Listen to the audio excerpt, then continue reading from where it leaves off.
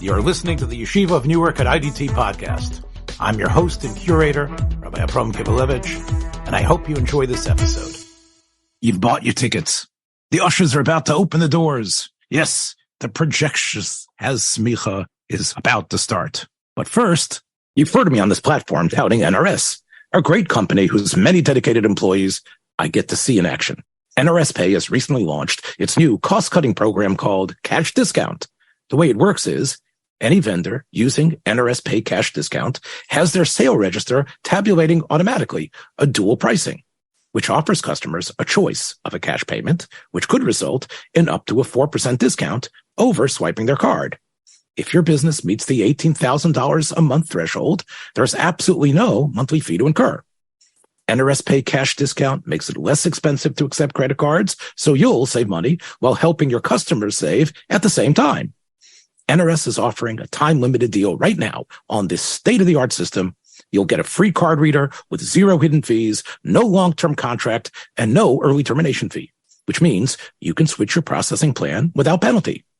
NRS Pay is a proud part of the IDT Corporation that I've been associated with for over 10 years and has integrity built into its corporate DNA.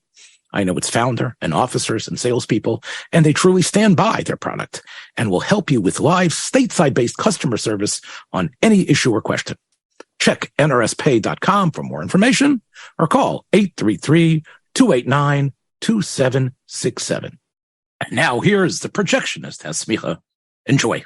Clear the aisles, the Projectionist has Semicha. I am here with Yitzchak Kolakowski. Yitzchak joins me from his hotel room in Carlisle, Pennsylvania, which, of course, any of you who are movie fans might remember, of course, it's featured in that biopic of Jim Thorpe, All American, starring Burt Lancaster, I believe, as Jim Thorpe. But I've been to Carlisle many times. Yitzchak, thanks for taking time out here. I don't have anything else to do. What else are you going to do in a hotel room except talk about movies? Jim Thorpe, they picked him up, his body, and buried him in the Poconos just so they could name the town after Jim Thorpe. And we're going to talk about another town with an interesting name, I think, a little bit later. So there's a Zushtel from the beginning to the end there. Yes, we definitely, you never know where we're going to go on this program, but I don't know if the hotel room that you are ensconced in has Turner Classic Movies, but I know that you could probably get onto the Criterion channel because of course you have a subscription to it that I always mooch from you.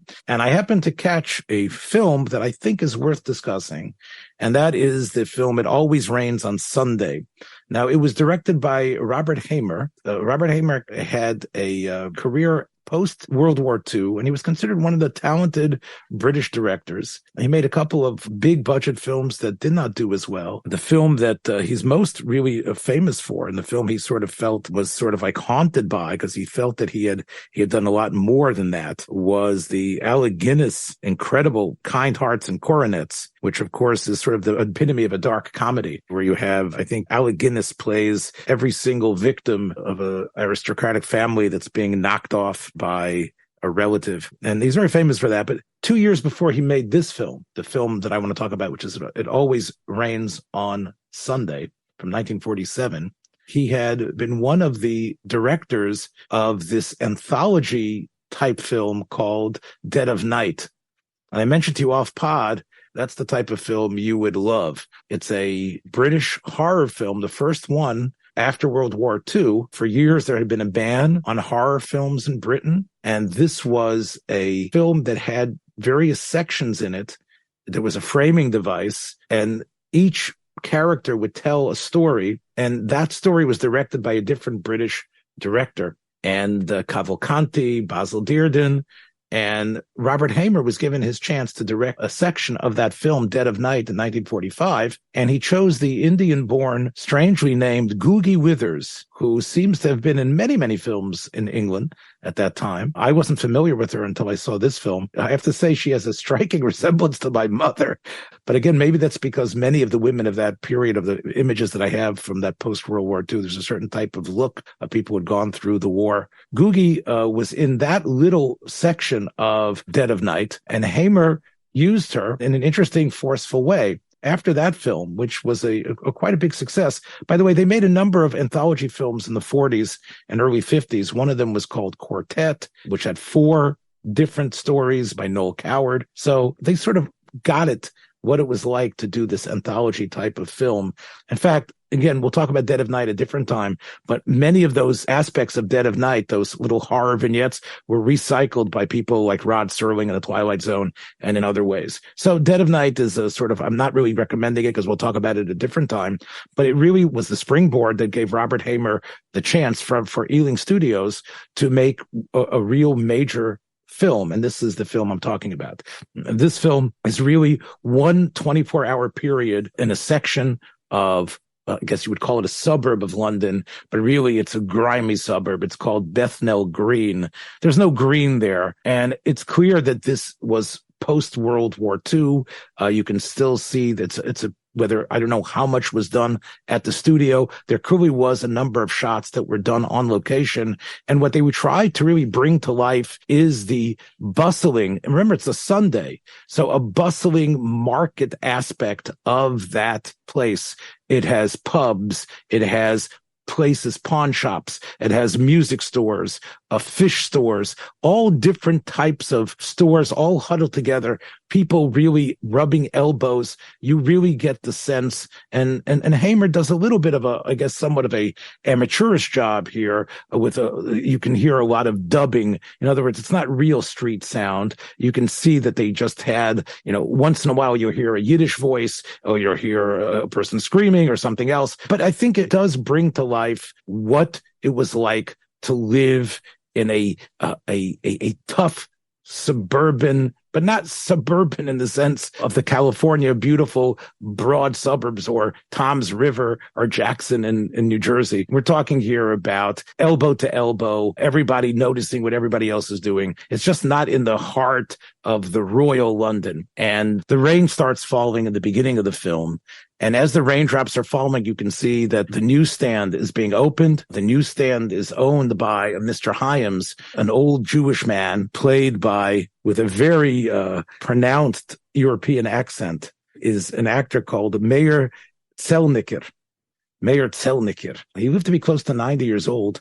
And he was pretty active. So Meir Zelniker tells this boy, he says, maybe you want me to deliver the papers and you'll read them. Okay. So the boy goes and delivers the papers. And of course, you can see as all these exposition goes, there has been a prison breakout.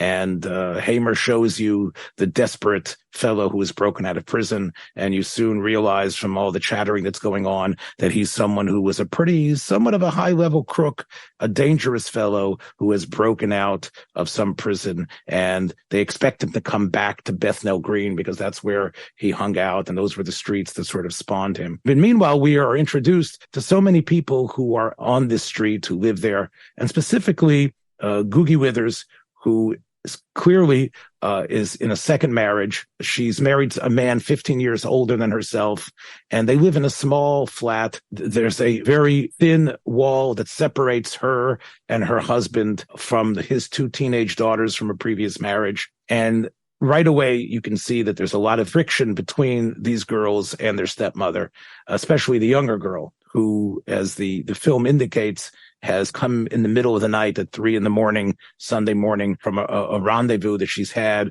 with a saxophone player who has his own band. That saxophone player is the son of the Jewish newspaper vendor.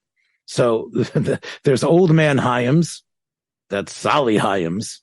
And then there's Maury Hyams, who is the saxophone player who is married and fooling around with this 16 or 17-year-old girl who's running around, coming to his club till, all hours of the night. And the other daughter is a good girl. She's a brunette, unlike the blonde who is clearly running around, played by Susan Shaw, who was in a number of British films of that era. And besides the two, there's a boy who we're introduced to later. It's not clear whether that boy is actually the progeny of this second marriage or that boy also comes from the previous marriage. But clearly the little boy, who also features prominently in the film, views the stepmother as mum, whereas the teenage daughters, not so obvious. In some ways they want to respect her, but Googie Withers playing this mother, she plays her with such bitterness. Her name is Rose, but she's not much of a Rose in this film. She really is constantly angry. You can see that she just wants those girls up to make tea. She wants them to do their job. She feels that she's doing too much in the house. Clearly, she has settled for a domesticity that she's not happy about. Her husband, who seems to be a sort of avuncular, decent fellow, not obviously very short on charisma and short in stature as well, has a very English sort of mean to him where, of course, he always takes a nap in the drawing room at this time. He always has his paper at this time, and he goes out to play darts as his love every Sunday night at the pub. And Rose, his wife, clearly resents the type of box that she's been put into. But everybody is in this box. Everyone is part of a post-war period where the survivors are just struggling to get by. Well, as you know, it's going to happen. The escaped convict, played by John McCallum, his name is Tommy Swan. It turns out that McCallum and Withers were actually, I believe, married during the time that this was made. And there's a tremendous amount of erotic energy between them. You know that he's heading for her house, but it's still a surprise when she goes out to the shed to get some sort of item that she needs to fix a cracked window, and she discovers that Tommy Swan is there, and he puts his hand over her mouth, and you can see that although there's terror, there's also excitement, and here she's willing to harbor a criminal. The police are going around telling everyone that if anybody harbors Tommy Swan, it's 2 years in prison. They are going to do their utmost to create a dragnet to find this dangerous fellow. Swan, she smuggles him into her house, and incredibly, because of the very structured lifestyle of her husband, she is able to hide him in their own bedroom. The bedroom that, and it turns out, through a flashback that, and there aren't many flashbacks, but through a very effective flashback of her looking in the mirror, we see her transported to the years when she was in love with Swan and how Swan met her, and that she wasn't even, she was a blonde in those days, similar to her stepdaughter, and that she was carefree and she was a barmaid, and Swan spoke to her about a better life and had given her a very expensive engagement ring. And they were talking about having a life together, but he had one more job to do up north.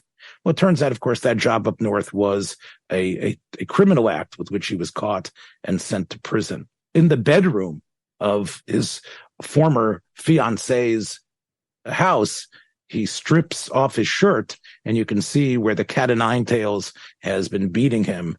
And he speaks to her about how terrible life is in prison, and how he's been beaten, and how he doesn't want to go back, and he cannot serve his sentence because of the cruelty that occurs there. And he would do anything to escape, that he wants to escape to South America. And she's willing to give him the ring that she's kept, that engagement ring.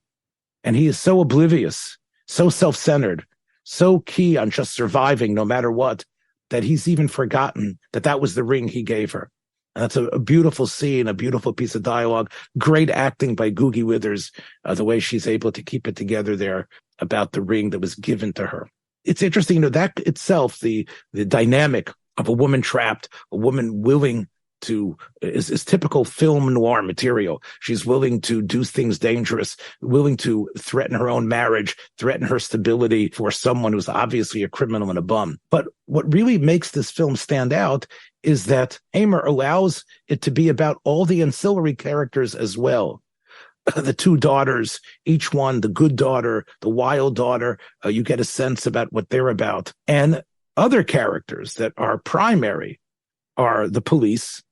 And again, there's a sort of a humorous sense about the police going about their business. This film shares with its American counterparts the police post-World War II as being effective. I've talked about last week and in previous weeks about police in the 30s and early 40s being bumblers, and people couldn't find anything. They couldn't find their rear end or from their elbow.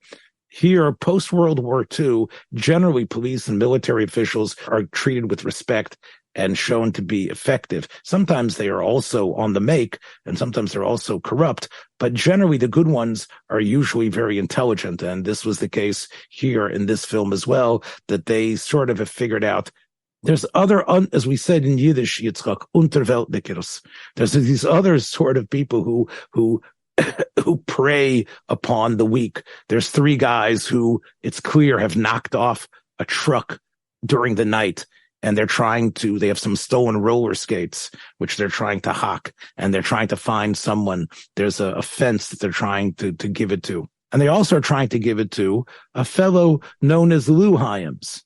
Lou Hyams is another son of Sally, and he is the local gangster. He's the local gambler. He's the one who's fixing the fights. He's the one who is involved, has his hand everywhere. He's got his hand in all sorts of semi-legal businesses, but he can never be taken down. His brother has a record and music store, and at night, he calls himself Maury Hyams, the man with sax appeal. The actor who plays him, Sidney Taffler, is shown to be, although a family man who loves his child, but cheats on his wife consistently. And his wife knows it. His wife tells him, I know you've been running around with shiksas. When he speaks to his brother, the gangster who comes in, the sort of the mobster, he says, I don't know what's with Sadie. She's just so meshuggah today.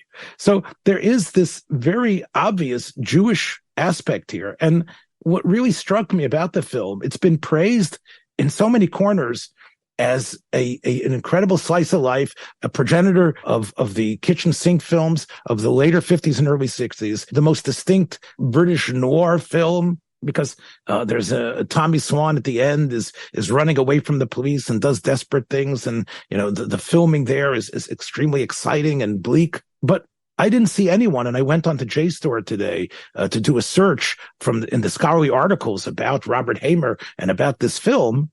And what struck me as the projectionist, as Semicha, is there are 5 Jewish characters, and all of them are flawed. And I would say, in many ways, you could interpret this as almost, a very anti-Semitic, dismissive portrayal of Jews in England. Let me just bemoan the derochem here. Let me count the ways. Let's talk about Maury Hyams. Maury Hyams is a philanderer. Maury Hyams is taking advantage of a juvenile, cheating on his wife, clearly a vain person who doesn't care at all about anything except himself. That's him. Lou is a little less vain, but clearly is profiting over everything. And in fact, he tries to bring the other good daughter under his wing by offering her some sort of faux job in a beauty parlor, which he believes eventually will turn her into a prostitute, which is what the film sort of indicates. And he always, of course, keeps his hands clean. Again, a typical, he's not even the glorious thug who you can admire him for his grit and energy. He's just the guy behind the scenes manipulating people. The third Hyams sibling is Bessie, who works together with the Salvation Army and is the good girl. But the goodness that she has is only displayed in her work with the Anglican priest that she works with, and that she tries to convince her brothers to donate money. The brother, when he makes money off of a fight that he's fixed, he comes in and donates the money, 50 pounds, to the children's center that's being done under the auspices of the church. The father, talks about his brother who lives in Stamford Hill, which we know, of course, was the Jewish section of London.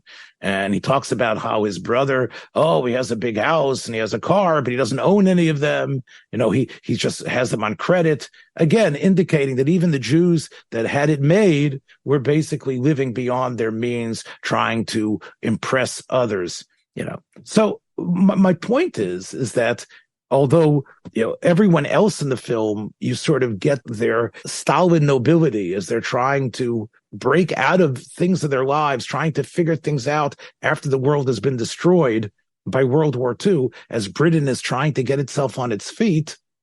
Hamer has the snakes in the grass are the Jews.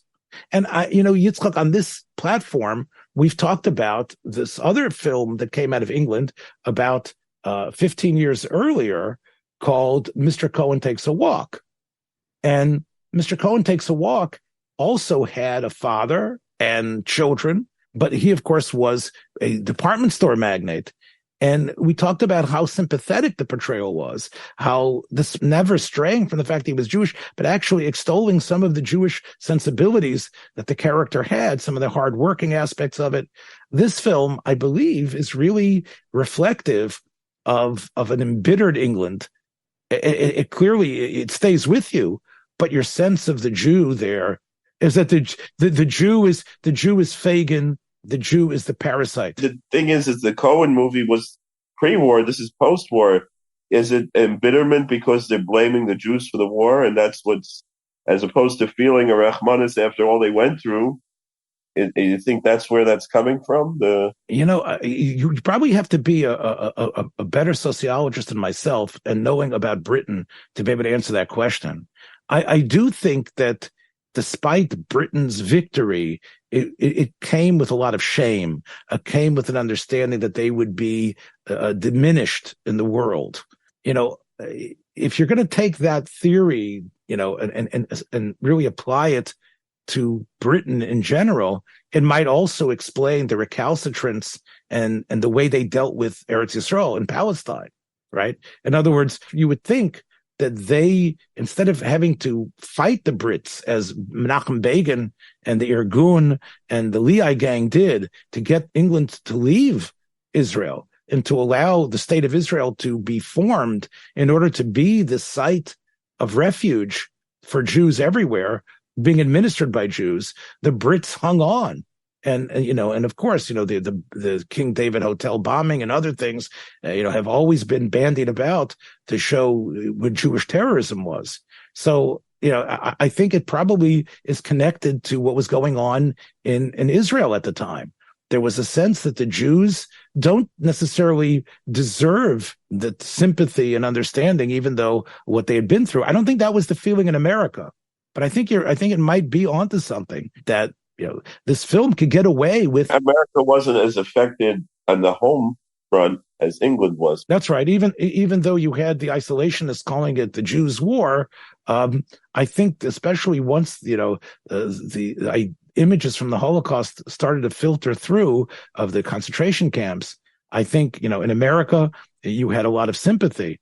I'm not sure exactly what happened in the homeland other than Pearl Harbor, meaning no cities were bombed by the Blitzkrieg, as opposed to England, where they even though there was no land battles. Of course, and the displacement and some again the amount of the population of death, and it's it could even be implied, although I'm not sure, that maybe in this film Rose's predecessor, the George Sandiget's first wife, might have died somehow because of some effect of the war. And, she married him perhaps in the war. So, there was clearly a lot of a struggle and still dealing with that rationing. But to have the Jew as being the one who was driving the fancy car, as Maury does, that eventually Tommy Swan steals and tries to make his escape with Maury's super fancy sort of, I guess it was sort of like a Jaguar or something like that. That was a very shoddy car, as we would say. As much as I enjoyed the film and I was impressed by how it was able to bring to life without maudlin sentimentality what it was like to live in this tough little section of London, it troubled me that the Jews were in a way, the demons who seemed to lurch and relish the squalor that they were at. In fact, when Maury loses his wife, spoiler, there's a wonderful scene where Rose is hiding her lover Tommy in the bedroom, and the wild daughter Vi, played by Susan Shaw, the blonde, wants to get her mirror so she could really gussy herself up properly. But the door is locked. And when Rose realizes that, she runs up to make sure that she doesn't smash the door open. And there's a fight between the two. And Rose rips Vi's sort of like, her going out dress. And Vi retaliates by, with trying to pull Rose's hair and calling her a fat cow. And, they start slapping each other. So during that scene, so she feels that she's going to leave the house, Vi. She's not going to stay any longer in a house with Rose. She's going to go to join her paramour, Maury, and who will make her into a singing star and take her to in his band and train her to use her voice. And she could just, have a career as it would be. Well, of course, when she comes to Maury's club and Maury is playing the saxophone and, giving her the eye, Maury's wife comes in and Sadie shows up and said, here. He comes and Sadie sits down right with Vi and says, well, you're going to be taking care of him now. Here's the keys. You're never going to get much money from him. He's always going to tell you he's got money, but he hides it. You're going to have to take care of him now. I'm leaving. Goodbye. And Maury realizing what's going on, begs Sadie to stay and cries. And of course, Sadie's going to leave him no matter what. So the villains, in a way, get their comeuppance. Of course, Tommy also is eventually caught by the police and taken back. But Rose, when she realizes that a newspaper reporter has discovered that Tommy has been hiding there, and that when Tommy wants to make his escape, Rose begs him to go to the police or tell the reporter that he forced himself on her because she doesn't want to go. She doesn't want to be jailed for 2 years for helping him. He hits her. And knocks her down. And she realizes that everything that she had been harboring was a shallow, empty dream. And that now she might have, based on the way she was connected to the past that was nebulous, but somehow alive within her, she ends up sacrificing any little stability that she has and the connection and love she has with her younger son. So there's a very subtle scene where she goes into the kitchen, locks both doors, and opens the oven and turns on the gas. And it seems like she's ready to commit suicide because of what she has done. Well, because the newspaper reporter tells the police where Tommy is, the cops send over a policeman to arrest Rose for helping and abetting the escaped convict. And you can see a scene, and again, without spelling anything out, you can see an ambulance taking her away from the home. The very last scene in the film, poor George, who had been playing darts at night and was oblivious of everything that was going on, is seen at his wife's bedside. And he was telling her, you'll get better and you'll come home and the kids are going to be happy to see you. Is that really going to happen? Who knows, right? The ending is ambiguous. It's all happened and he walks home as the 24-hour period has ended. That rainy Sunday. Will the police let her go? Will she be prosecuted? Unlike American films that had to give a very distinct ending and tell you what was going to go on, there's no big hug and reconciliation. Will she try to kill herself again? Will she be arrested? None of this is really explained, but I think that's part of the beauty of the film. Yes, beautiful film, effective, moving, anti-Semitic at the same time. And I think one of the things that the film also celebrates in a way is sort of the English ability to be satisfied with this sort of lower middle class existence, with a cynical aspect towards aspiring to be beyond your station. And yeah, I'm okay with being from Bethnal Green. I'm okay being part of this dynamic of just a lower to middle class person who goes out and struggles and goes and buys and spends his time in the market, haggling, buying, getting what is necessary, the stiff upper lip, stolid English reliability. I think that's another thing that the film is sort of pointing to, and I think really indicating that it's something noble and great about the English character. Despite how, to an American audience, they would say, how can they stand doing that? But, that is, I think, a snapshot of this very, very significant and very much overlooked film in Britain's history. Now, one of the things that we talked about off pod, Yitzchak, was the fact that this film, which celebrates this sort of middle class, lower to middle class populace and sees them and gives them life without sentimentality, is really, those people are the people that really make up, in many ways, the average American that's part of the game show phenomena, right? And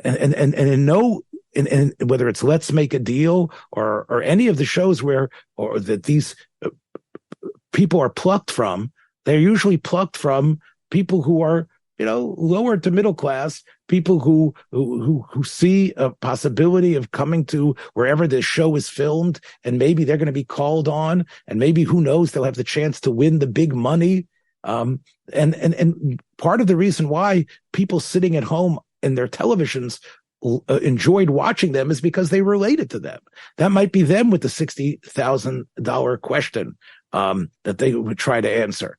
And I guess there was no program that really embodies that more, that lower to middle class sensibility, especially when it comes to being in the marketplace and knowing the prices, than the longest running game show in television history. And maybe the longest there are more episodes of this program than any other television program. And that is The Price is Right. Last week, Bob Barker died at the age of 99. And I know that you did a little bit of looking into Barker and his career as a game show host. Yeah, so he actually started on local radio in Hollywood. He grew up on an Indian reservation. He was Native American. I didn't know that. So that's our connection, of course, to Carlisle. Carlisle had the school for Native Americans. This is a very dark place for Native American people, and it's very uncomfortable to hear. And his own grandfather was in the residential school here. But in any event, I also wanted to mention that Bob Barker's first television program was actually, and it was mentioned in that first episode that he was on, that a town in New Mexico took the name Truth or Consequences. The show, which was Bob Barker's first television show, the show Truth or Consequences began on the radio in 1940 and transitioned to television in 1950.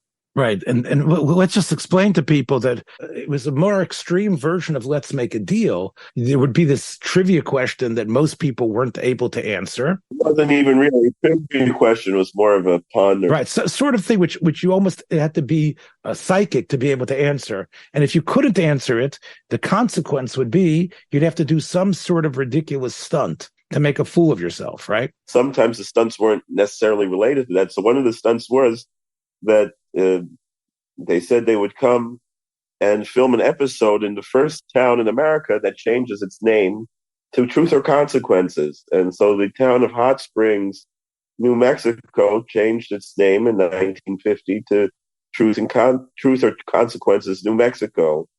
And every year they would have a fiesta they actually still have to celebrate the TV show Truth or Consequences. And when Bob Barker was invited Barker became the host in 1956. But he had it, and they mentioned how they found him, that, they were looking for a new host. Ralph Edwards, I think, had done the show on the radio. Right. And on television as well. But he had different hosts as well. It was always his show, but he had different hosts. So, like I said, in the end of 1956, he brought on Bob Barker. We heard on the radio locally, and he was so impressed with him that he just he gave him the job. And it was very interesting because, on one hand, this young man, he has a very bright future. We're going to hear his name, and I'm sure there are hundreds of people who have done who that's been said about, and they had 15 minutes of fame, and then that was it. But it was almost prophetic how he was being introduced, that this is someone who's going to be famous. The Truth or Consequence program and Price is Right was 5 programs a week. So this wasn't like you were in a television series every week. This was every day. And Truth or Consequences, which later became syndicated, Barker was doing both at the same time. Truth or Consequences went off the air in 1975. For 3 years, he'd already been doing The Price is Right from 1972. So he was actually a game show host of two popular programs. And unlike Johnny Carson, who always took time off and spent weeks away on vacation, it was almost all Barker all the time. So you really have to marvel at his longevity. For me personally, watching Bob Barker, he reminded me, he looked very similar to my grandpa, to my father's father. So Googie Withers looks like my mother, and Bob Barker looks like your grandfather. Yeah, like my grandfather, Joseph Golokowski. So that's that's a connection there as well. But it was always just an event every day. If I wasn't at school, there was no question what we're watching. Whatever, 11 o'clock in the morning was going to be The Price is Right. But yes, let's talk about the appeal of the program. Again, Barker, and again, there were intimations that he had fondled a lot of his beautiful presenters and people who would. My father would say that, whenever Bob Barker at the end of the show would say, please spay or neuter your pets, he would often say Bob Barker himself maybe should be neutered. That's right. He should be neutered because he clearly was having a good time with all the very lovely presenters that he would, talk about them in very affectionate ways. It wasn't just Barker's talent. It was the concept of the show of taking someone like a denizen of Bethnal Green, London, but maybe it would be Des Moines, Iowa, or maybe it would be Compton in Los Angeles, and say, how much is that bottle of Nesquik? How much is that chocolate bar? How much is that can of olives? Because this really spoke to them when they were in the grocery store. How much was that Lazy Boy chair that you're dreaming of buying? You'd look forward to seeing these different games, whether it was Plinko or the Alpine Yodeler going up the hill and all these different games and the big wheel. There's just excitement. Right. But it's all connected to a price of something. It's all connected to, look, you would love to know, what these prices are. They tantalize you but they're out of reach, but you are aware because you are a budget conscious person. It's zeroing in on the person who doesn't have, who recognizes that these things are beyond them because they're not in his bank book to be able to afford them. And the person who wins is the person who somehow is super aware, the ultimate consumer who's super aware of what these prices are. The people who lived in Park Avenue that were the subject of all the screwball comedies, they couldn't care less. George Bush, when he ran for president against Bill Clinton, he didn't know what it was like to stand in line and recognize what it was to buy stuff at a grocery store because he'd lived such a pampered gold spoon in his mouth existence. The price is right. There's a reason why Come On Down. There's a reason why they're jumping up and down. This is the escape, the same type of escape and possibilities that Rose Sandiget in It Always Rains on Sunday feels closing in on her. The Price is Right offers that possibility out. Yes, you've made it to Hollywood. You've gotten a free ticket. You're a person who jumps up and down. You're someone that the producers have zeroed in on, that they're going to call your name. And you better show it when you run. You better show it when they say, come on down. You run, right? And you ingratiate yourself in those couple of minutes of banter that you have with Bob Barker. And I think that's the reason why people like your grandfather, yourself, and millions of Americans tuned in. They say the super fan of the Price is Right is Adam Sandler, who became the producer of the show. And they say he was starstruck when he brought Bob Barker on the set of Happy Gilmore. And I guess, he's in the news right now because he just made a movie, a very Jewish themed movie with his family. I haven't seen it yet, but it just came out on Friday about You're So Not Invited to My Bat Mitzvah. Let's give Sandler props here from the Projectionist for owning up to his Jewish heritage and, playing positive Jewish roles, again, as much as Adam Sandler could play. But, he had to replace Barker. Obviously, Barker was getting, unlike Joe Biden, who doesn't realize when it's time to retire.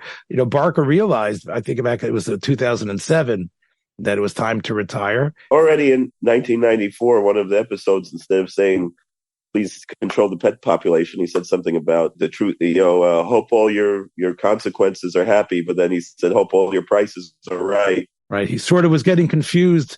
In other words, you're saying that as he aged, he was already suffering confusion from the plethora of programs that were somehow percolating in his brain between the truth or consequence. Look, truth or consequences, I think, was a way for the average American to sort of make fun of, look what that guy is willing to do for money. Look what that person is willing to do. As we talk about Barker, again, we don't recommend this film because it's less than 40 years old, but there is a wonderful documentary called Perfect Bid, The Contestant Who Knew Too Much, which is about Ted Slauson, who was a super fan, and he was able to memorize prices of products, and he was able to bid perfectly on the showcase.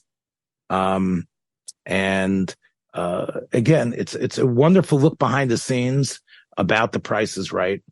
And again, why it carries so much fascination. Again, there is, of course, Jeopardy, which I think will always appeal to, the intellectual, trivia minded.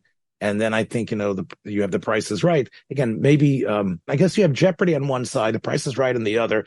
I guess Wheel of Fortune, I think, is somewhere in the middle. It's somehow, it takes a certain amount of, I guess, word skills, but I think it's somewhere in the middle between Jeopardy and The Price is Right, as, these extremely long running, unchanging, really, game shows. Many of the other game shows, including Password, or they have to sort of create super password. The $20,000 pyramid becomes a $50,000, $100,000 pyramid. I think those are second tier compared to these big three, Jeopardy, The Price is Right, and Wheel of Fortune. I think history shows that. Well, Yitzchak, I think that the Barker was Zocha to Arichas Yomim. Barker was able to really, grow in front of our eyes, grow old in front of our eyes, to live almost to be 100 years old. And I think he actually made an appearance in 2013. I think he showed up on April Fool's on the show. Let's give him credit for being game, especially as he was really so much part of tapping into the psyche, the desires of middle and lower class America. So watch your step on the way, everyone. We'll catch you next time. Be well.